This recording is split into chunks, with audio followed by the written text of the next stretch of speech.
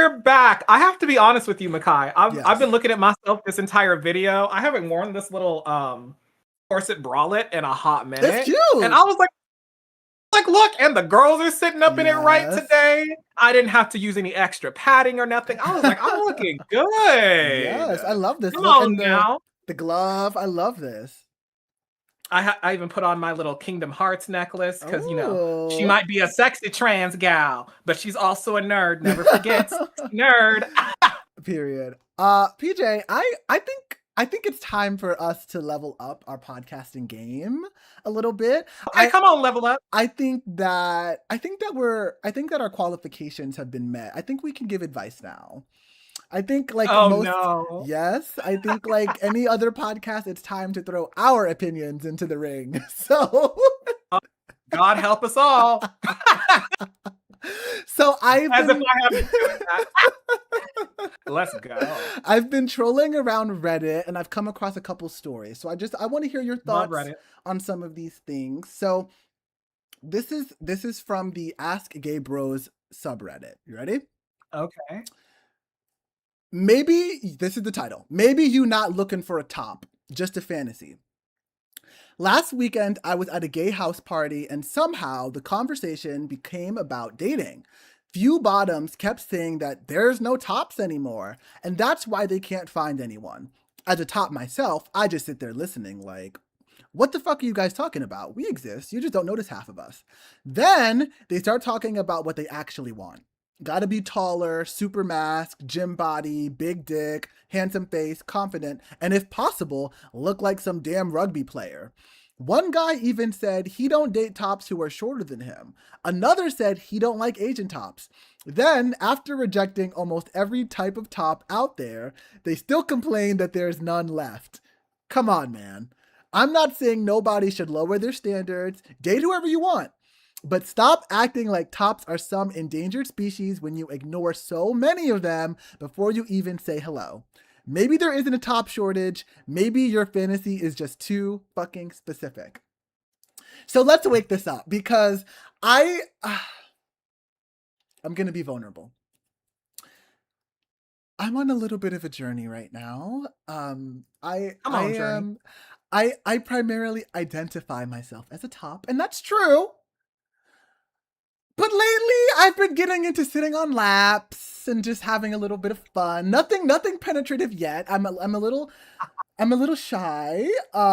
It's big, but like I'm on my way, I've been experimenting with toys and stuff. But something that I have noticed as a top is the amount of bottoms that have these preconceived notions of like what you should be doing and how you should act. And especially in some of the X-rated videos that I watch, like there is in the comment section of some of these videos, there's a lot of judgment and preconceptions around tops and the attractiveness of tops. And like, this is just my take on it, okay? I think all kinds of tops are valid. I think femme tops are coming back, which I live for. I live for femme tops. I think that short tops are valid. I think little dick tops are fucking valid, okay? Some of us girls out there cannot take all of that. And so a little dick top is exactly what we need. And so I just want to say this. I just want to make this, pronounce this, make this proclamation. All tops are valid. And if you're a bottom who has some specific little fantasy in your mind about getting swallowed up by some big bar-titty top, wake the fuck up because you are putting yourself at a disadvantage, okay? There are so many tops out there who would love to get up in that butt. But you playing games. You playing games. What do you think, PJ?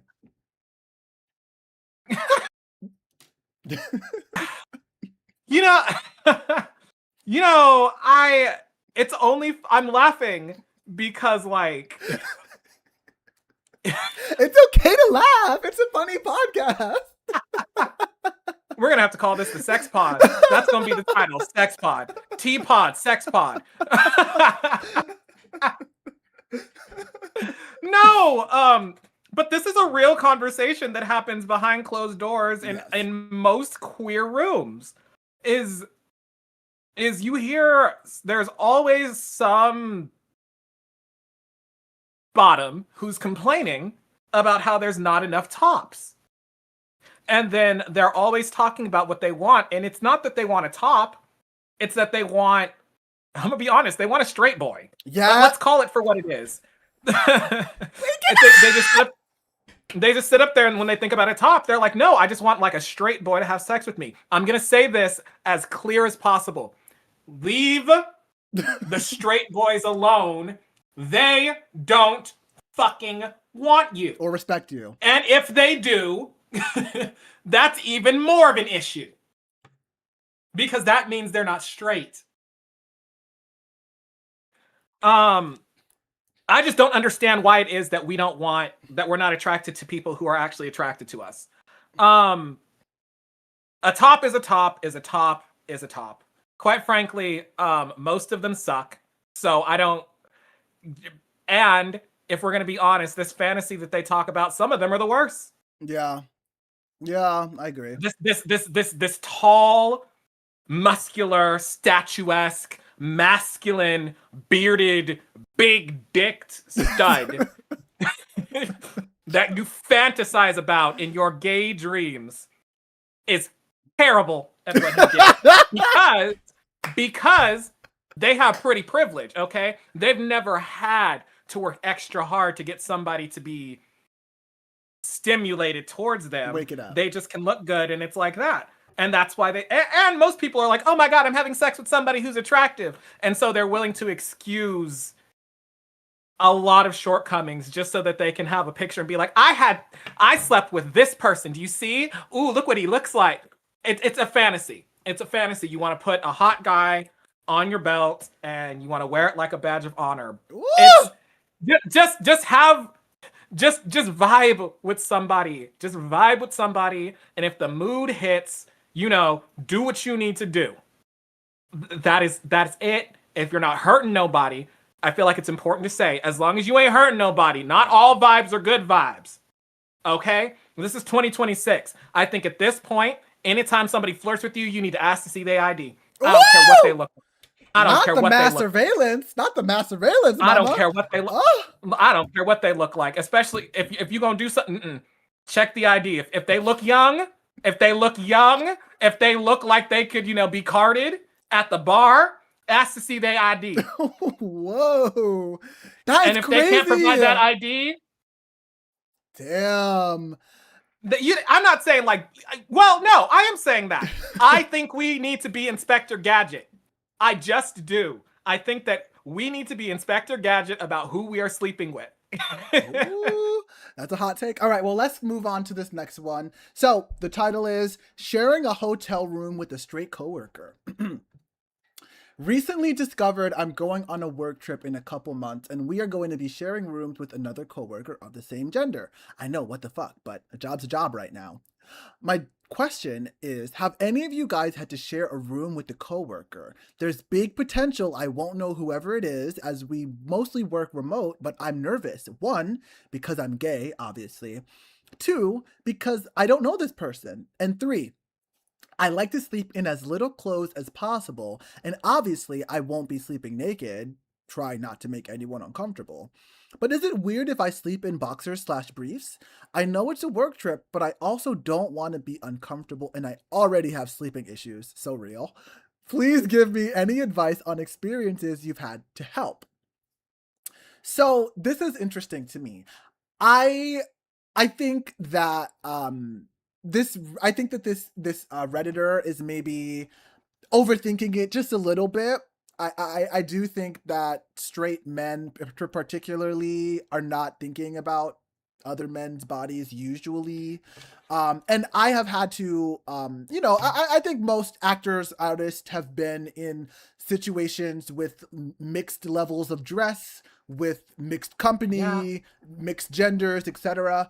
I think a general rule to follow is like no nudity. I prefer to not wear clothes when I sleep. And if I'm ever on like a friend's trip or a work trip I've been on work trip as an actor, like, you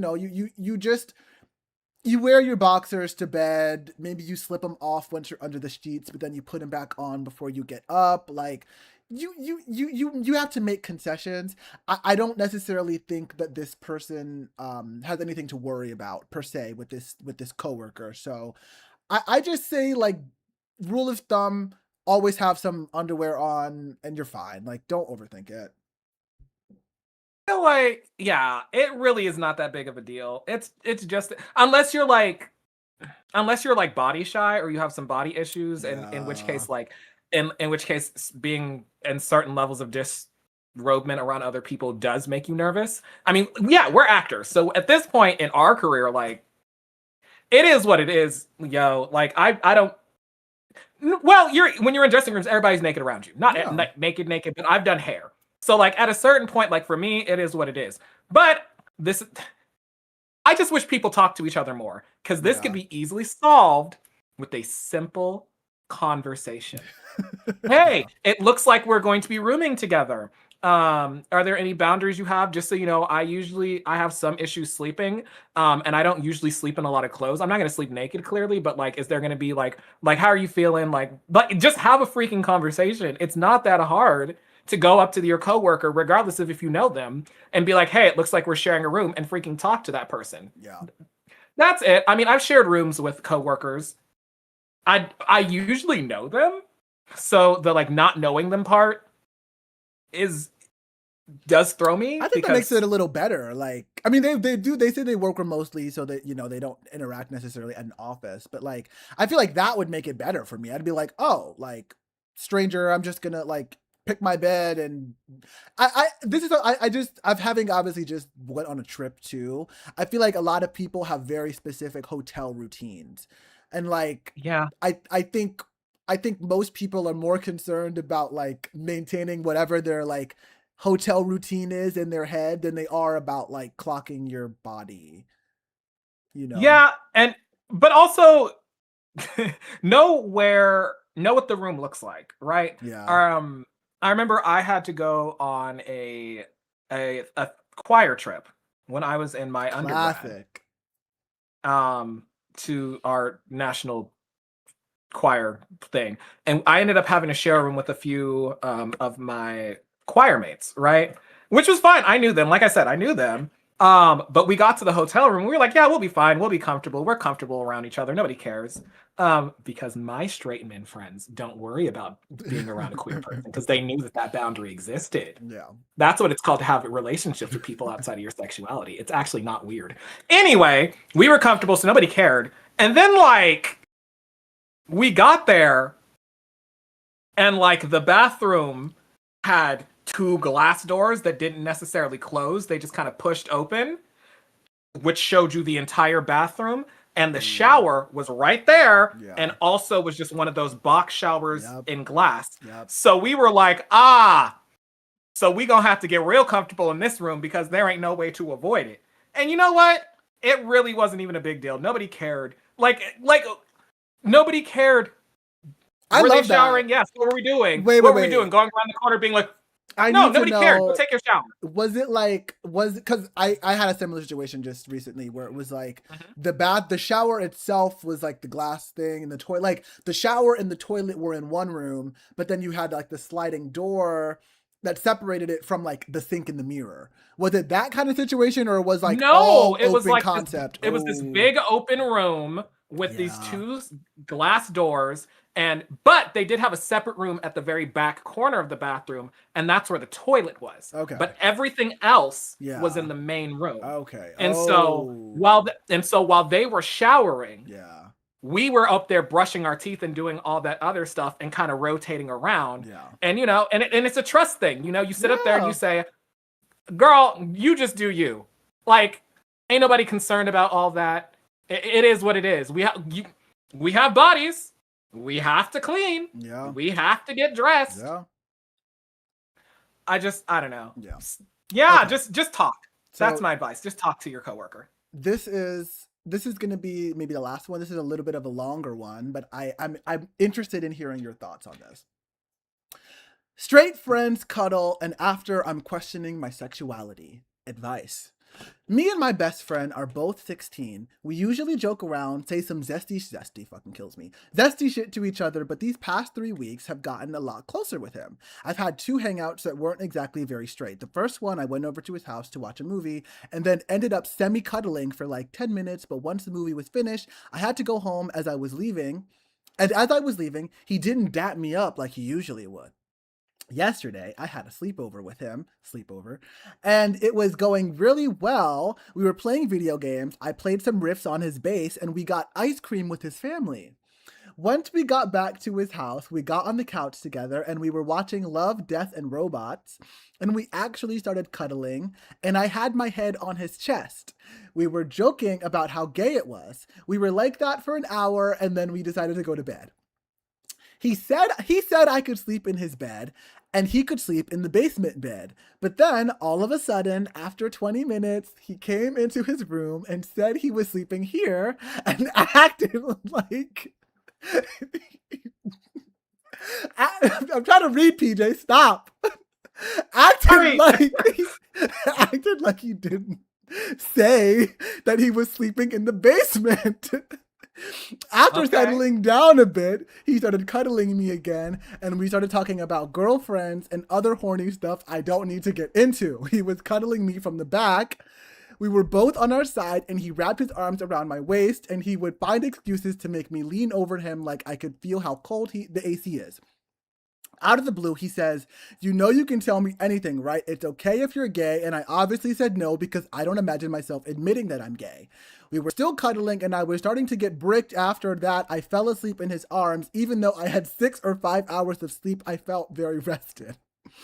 Me and him agreed not to say anything about it. And even though it was gay and was very comfortable, we were still joking around about it. I went to his aunt's house to go inside to their pool and was pretty normal. He said he really enjoyed the sleepover. Now I can't take my mind off of it, and I think I have a crush on him now. Editing because I forgot what advice to ask. I think he might have a crush on me, but I don't know. Should I confront him about it through text, or should I hang out with him more and see what happens? Then he kind of makes a couple more edits to the question. The third edit he makes says, "I can't get my mind off of him. I'm always thinking about him. He's on a trip to New York right now, but I'll be hanging out with him once he comes back." Well. I hate to say it, Diva. I hate to say it, but welcome to the club. Leave that straight boy alone. Leave that straight boy alone. Leave him alone. I don't know. Leave him alone. No. This is where we disagree. This is where we disagree. Leave that man alone. And here's why I disagree. Go ahead. No, you start. No, go ahead, baby. Tell me why.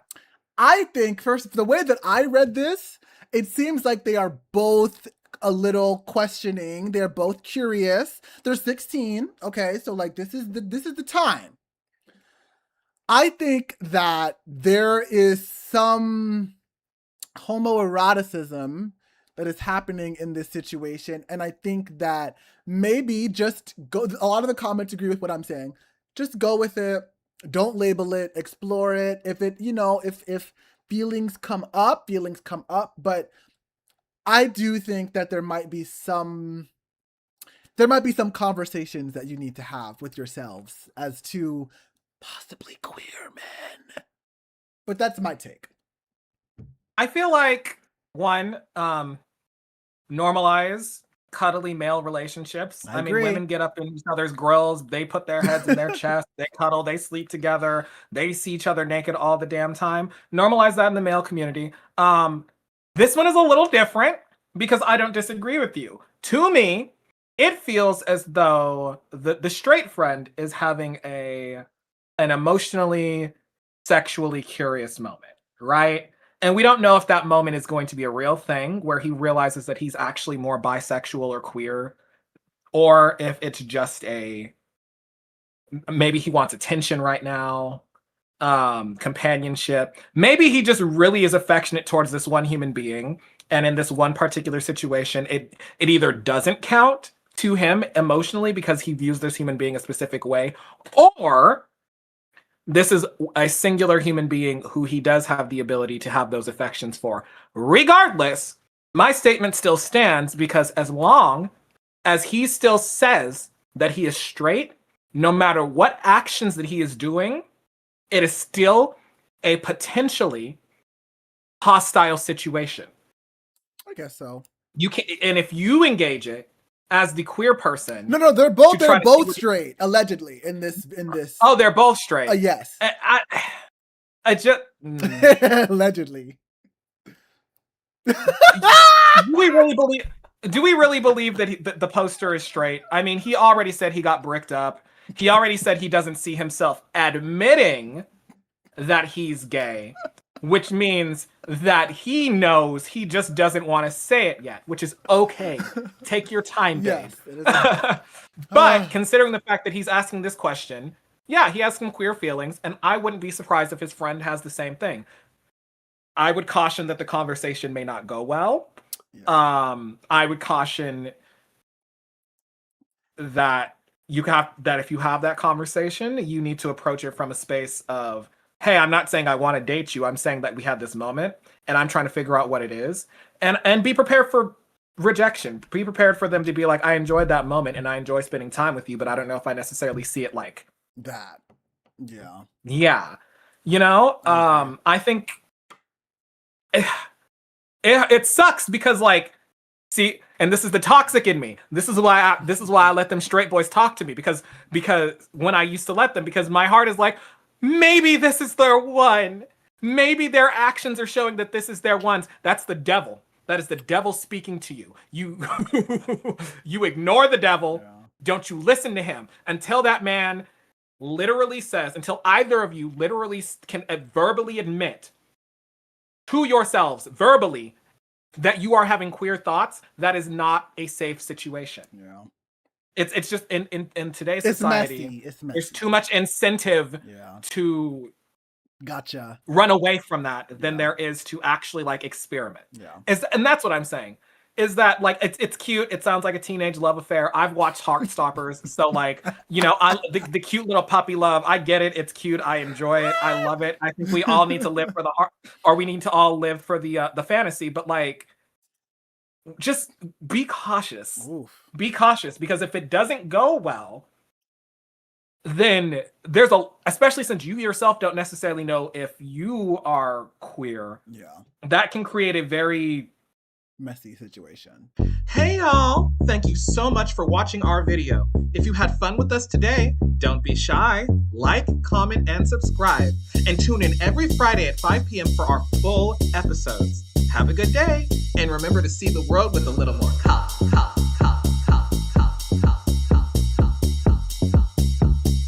And remember to see the world with a